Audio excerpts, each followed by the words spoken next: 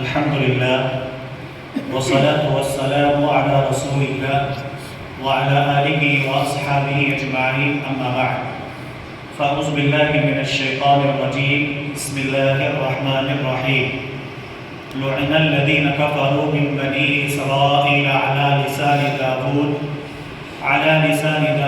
وعيسى بن مريم ذلك بما عصوا وكانوا يعتدون كانوا لا يتناهون عن منكر فعلوه لبئس ما كانوا يفعلون۔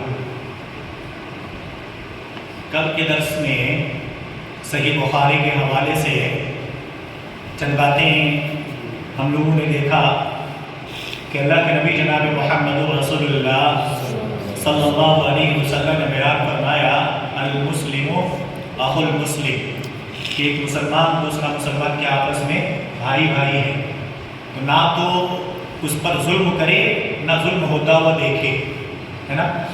ظلم خود بھی نہیں کرنا، اور اگر کوئی ظلم کر رہا ہے تو چپ بیٹھ کر خاموشی سے اس کا مظاہرہ نہیں کرنا، بلکہ اسے روکنے کی کوشش کرنا۔ اگر نہیں کیا تو دیکھیے اللہ سبحانہ و تعالیٰ کیا کہتا ہے۔ اللہ کہتا ہے کہ بنی اسرائیل کے کافروں پر داؤد اور عیسیٰ ابن مریم کی زبانی لعنت کی ہے۔ کیوں لعنت کی گئی ہے؟ لعن الذین کفروا من بنی اسرائیل علی لسان داؤد، کہ اللہ سبحانہ و تعالیٰ نے بنی اسرائیل کے کافروں پر داؤد علیہ السلام اور عیسیٰ ابن مریم علیہ السلام کی زبانی کیا کیا؟ لعنت کی گئی ہے۔ کیوں؟ کہتے ہیں کہ ذَلِكَ بِمَا عَصَوْا وَكَانُوا يَعْتَدُونَ، اس وجہ سے کہ وہ نافرمانیاں کرتے تھے اور حد سے آگے بڑھ رہے تھے۔ یہاں تک تو ٹھیک ہے، نافرمانی کرنا، گناہ کرنا لوگ تو کرتے ہی ہیں، لیکن ایک اچھے انسان کا ایک شیوا نہیں ہے کہ سامنے والے کو غلط ہوتا ہوا دیکھے ویسے ہی چھوڑ دے۔ ضرورت اس بات کی ہے اگر ہم غلطی نہیں کر رہے، سامنے والا کوئی غلط کام کر رہا تو اس کو کیا کرنا چاہیے؟ روکنا چاہیے۔ کیوں؟ اللہ سبحانہ و تعالیٰ کہتا ہے اس پر لعنت کیوں بھیجی گئی؟ لعنت مطلب اللہ کی رحمت سے دوری کی بات کیوں کی گئی؟ تو اللہ کہتا ہے کانوا لا یتناہون عن منکر فعلوہ، آپس میں ایک دوسرے کو برے کاموں سے روکتے نہیں تھے۔ آپس میں اگر کوئی برائی کر رہا ہے تو اسے نہیں روکتے تھے۔ تو اس سے پتہ لگا اگر کوئی برائی کر رہا ہو، غلط کام کر رہا ہو، ایک مسلمان کے اوپر ظلم و زیادتی ہو رہی ہو، تو ضروری ہے کہ اس کو کیا کریں؟ روکیں۔ ایسا نہیں ہے کہ ہمارا اس سے رشتہ نہیں ہے، میں اس کو جانتا نہیں ہوں، مجھے اس سے کوئی واسطہ نہیں ہے، ایسا ہرگز نہیں ہونا چاہیے۔ اللہ سبحانہ و تعالیٰ نے اسی لیے کو کہا کہ آپس میں برائی کو روکتے نہیں تھے، لبئس ما کانوا یفعلون، وہ جو کچھ کیا کرتے تھے چھوڑ دیتے تھے۔ میرے بھائی، اللہ سبحانہ و تعالیٰ نے اس کے ذریعے سے یہ ہمیں پیغام دیا کہ ہم اگر کسی پر برائی کرتے ہوئے دیکھیں، ظلم کرتے ہوئے دیکھیں تو ہم اس کو کیا کریں؟ روکیں۔ نبی کریم جناب محمد رسول اللہ صلی اللہ علیہ وسلم نے بیان فرمایا من رأى منکم منکرا فلیغیرہ بیدہ، جب تم میں سے کوئی کسی کو برائی کرتا ہوا دیکھے تو سب سے پہلا اس کو اپنے ہاتھ سے روکے کہ نہیں، آپ یہ کام نہیں کر سکتے۔ اگر اتنی طاقت نہیں ہے کہ میں نہیں روک سکتا، سامنے والا کچھ ایسا ہے، تو اللہ کے نبی صلی اللہ علیہ وسلم نے فرمایا فَإِن لَمْ يَسْتَطِعْ فَبِلِسَانِهِ، کم سے کم زبان سے تو روک سکتے ہیں نا، کہہ تو سکتے ہیں۔ اگر نہیں کہہ سکتے، نہیں بول رہے، طاقت بھی ہے پھر بھی نہیں بول رہے، تو پھر وہی بنی اسرائیل والی بات آ جائے گی کہ اللہ تعالیٰ نے ان لوگوں پر لعنت کیا ہے کہ اگر آپ سامنے برائی ہوتا ہوا دیکھیں پھر بھی نہ کچھ بولے۔ اللہ کے نبی فرماتے ہیں فَإِن لَمْ يَسْتَطِعْ، اگر اس کی بھی طاقت نہیں ہے، آپ ہاتھ سے نہیں روک سکتے، زبان سے برا نہیں کہہ سکتے، زبان سے نہیں روک سکتے، تو کم سے کم دل میں کیا کریں؟ برا جانے کہ کام جو ہو رہا غلط ہے۔ اگر نہیں روکے تو بہت بڑی مصیبت ہے۔ ایک حدیث ہے مسند احمد کی، اللہ کے پیارے نبی جناب محمد رسول اللہ صلی اللہ علیہ وسلم نے بیان فرمایا ان اللہ لا يعذب العامة بعمل الخاصة، عام لوگوں کو خاص لوگوں کی وجہ سے سزا نہیں ملتی۔ کسی ایک آدمی پرٹیکولر ایک آدمی غلطی کر رہا، ایک آدمی کی غلطی کی وجہ سے تمام لوگوں کو اللہ سزا نہیں دیتا۔ کب تک؟ جب تک وہ اس انسان کو روکتا ہے تب تک۔ ایک خاص آدمی غلطی کر رہا، اگر اسے عام لوگ اس سے پبلک روک رہے ہیں تو اللہ تعالیٰ عذاب نہیں دیتا، لیکن اگر اس کو ویسے ہی چھوڑ دیتے ہیں تو پھر اللہ تعالیٰ کا عذاب ایسے لوگوں کے اوپر کیا ہو جاتا ہے؟ نازل ہو جاتا ہے۔ ایک پرٹیکولر انسان غلطی کر رہا لیکن روکنے والا کوئی کوئی نہیں روکتا. تو اللہ تبارک و تعالیٰ ایسا نہیں کہ اس خاص آدمی کو سزا دے گا، اس کے ساتھ ساتھ عام لوگوں کو کیا ملتی ہے؟ سزا مل جاتی ہے. جب اللہ کا عذاب آتا ہے ہر ایک کے یاد آتا ہے. اسی لیے صحیح بخاری کے اندر اللہ کے پیارے نبی جناب محمد رسول اللہ صلی اللہ علیہ وسلم کی حدیث بھی ہے. اچھا ایک روایت ہے، اللہ اکبر، ایک بہت بہترین مثال پیارے نبی صلی اللہ علیہ وسلم نے دیا. اس کو ذرا غور سے سنیے گا، کتنا بہترین مثال دیا آپ علیہ السلام نے. کہا ہے کہ کچھ لوگ سمندر میں سفر کر رہے ہیں، اور سمندر میں سفر کرنے کے لیے ایک ہی چیز ہوتی ہے، کشتی ہوتی ہے. اور کشتی کیا ہوتی ہے؟ کئی فلورز کے ہوتے ہیں، ہے نا.